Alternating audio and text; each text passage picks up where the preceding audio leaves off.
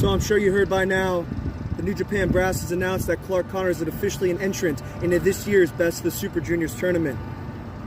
And you're going to hear it here first, that Clark Connors is going to win this year's Best of the Super Juniors tournament and prove to everybody that I am the best junior heavyweight in the entire world.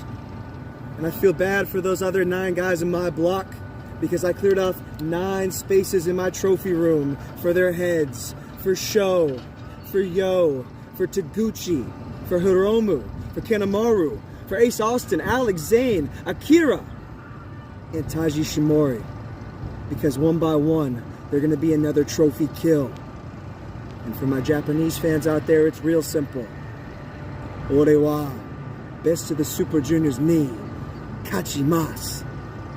As for everybody else, let's get wild.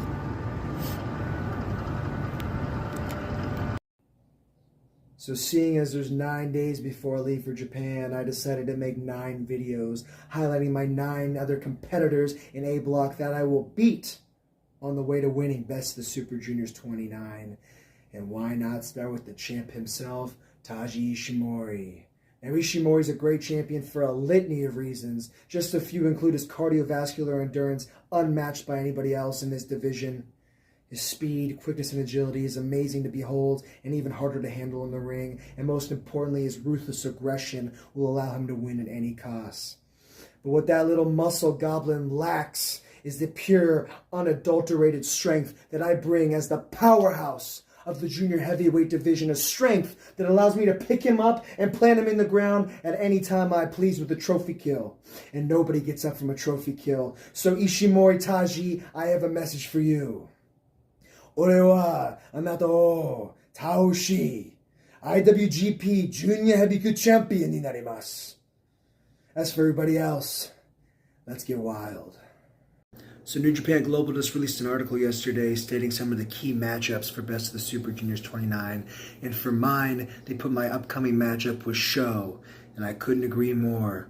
Because the day that I walked into a New Japan locker room, I met Sho, and right away I could feel this undercurrent of jealousy within him.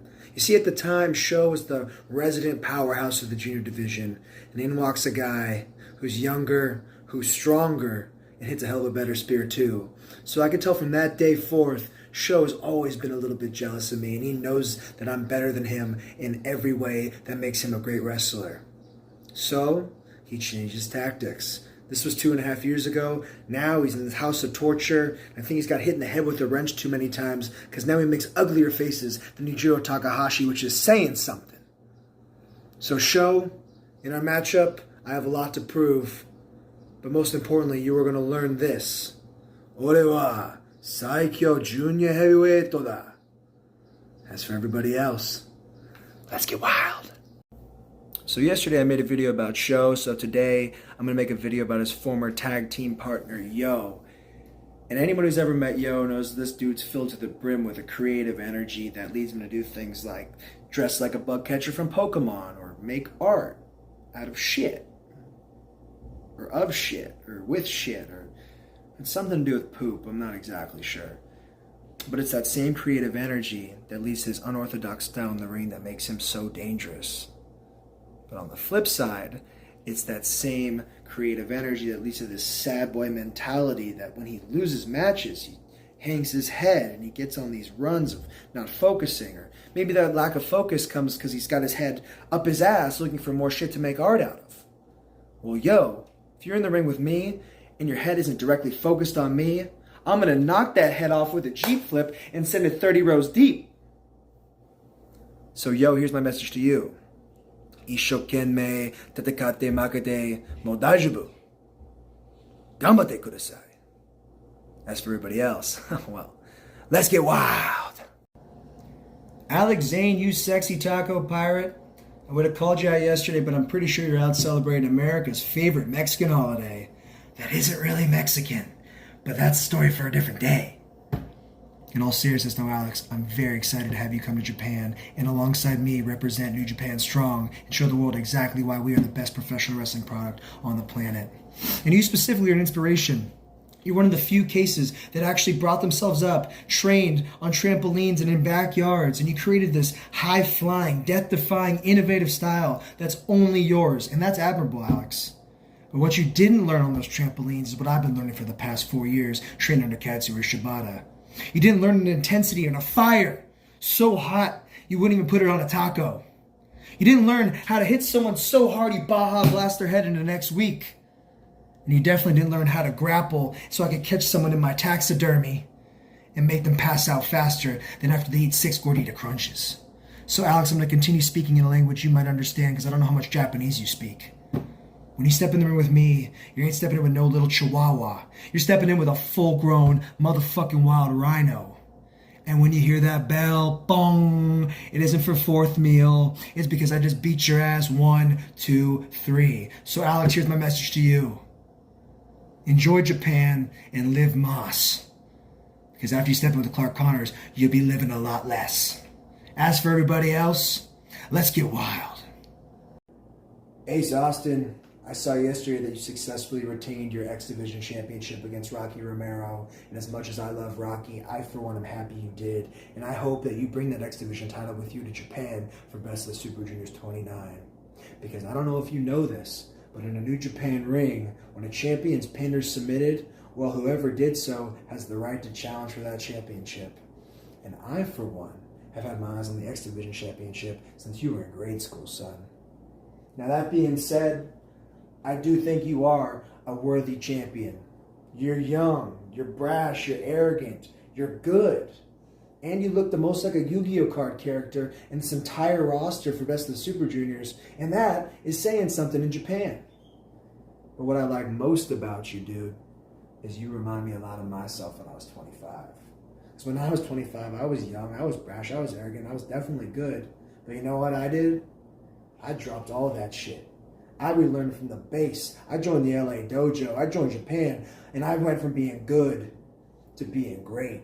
I went from an unearned arrogance to a righteous, rightful confidence. A confidence that in the ring comes out in the way only I can describe as my big horn energy. An energy you're going to be feeling when I'm whooping your ass all up and down Nagoya on the first night of Best of the Super Juniors.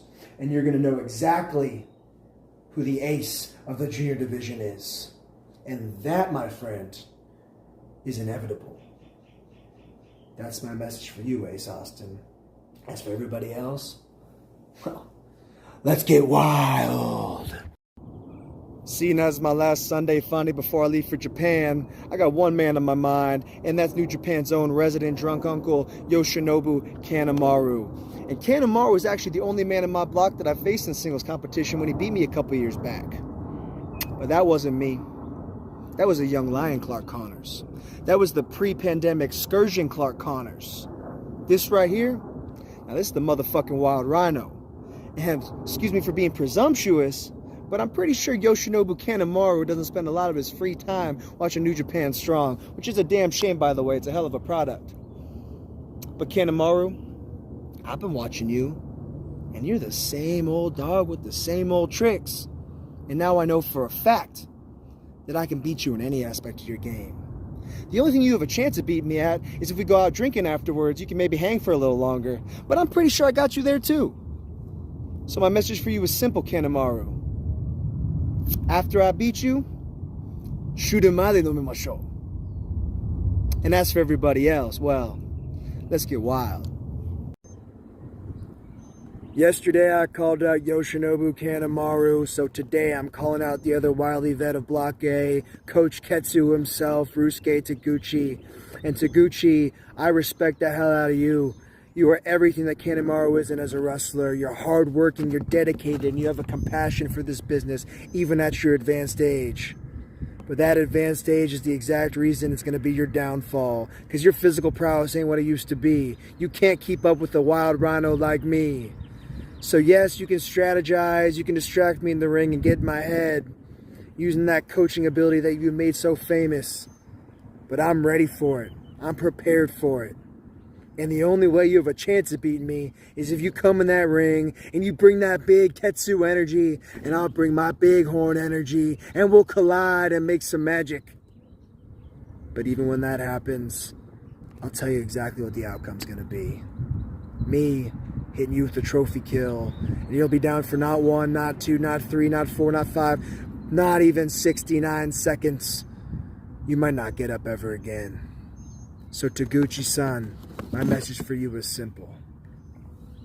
Ore wa anata o senka shite imasu ga, anata wa makimasu. And for everybody else, let's get wild. The last couple days, I've been talking about some of the oldest competitors in A Block, so today I want to talk about the youngest in the entire field, and that's the Nova Fireball, Francesco Akira. Now, Akira, you're the wrestler I know least about in this tournament, and I think the world at large knows least about in this tournament, leading you to be dubbed the dark horse to win the whole damn thing. And I couldn't agree more. But you're a whole lot less Italian Stallion and a whole lot more My Little Pony, son. Now, that being said, there's a reason Will Ospreay handpicked you to join the United Empire. I've heard he sees a lot of himself in you, and for that reason alone, that makes you dangerous. But it's also the exact reason why I can't wait to get my hands on you, because anybody who joins the United Empire is automatically on my shit list. So here's exactly what's going to happen when we wrestle, son. I'm going to beat you up and down that ring. I'm going to send your ass flying with a pounce, and I'm going to break it in half with a spear. I'm going to finish you off when I pick you up and plant you through the mat with a trophy kill. 1, 2, 3. Now that was a lot that came at you real quick, so I'm going to say this in a language you understand. Non vedo l'ora di bicardi. And as for everybody else, let's get wild. So I've been cutting these promos for the last 9 days, and like all good things, it's gotta come to a close. So why not end it with a bang, with the ticking time bomb himself, the Mad Catter, my Gearmaker's favorite wrestler, Takahashi Hiromu. Now, Hiromu, you've been the top guy in the junior division ever since I joined up with New Japan. But the thing is, we've never really crossed paths. You see, as I was coming up in New Japan, you had a broken neck. And as you were coming back, I was stuck in America because of this whole pandemic thing. But I've been watching you from afar. I wanted to know exactly what makes an ace in the junior division. And I know that I have the ability and the want to do just that. So now, we're going to see exactly what happens when a crazy cat and a wild rhino meet in the ring. And just like one of your bombs, it's damn sure to be explosive. And just like one of your bombs, your time at the top is ticking. So, my message to you is clear, Takahashi Hiromu. Anata o mochijikan wa owari desu. And as for everybody else, for the next 3 weeks, let's get wild.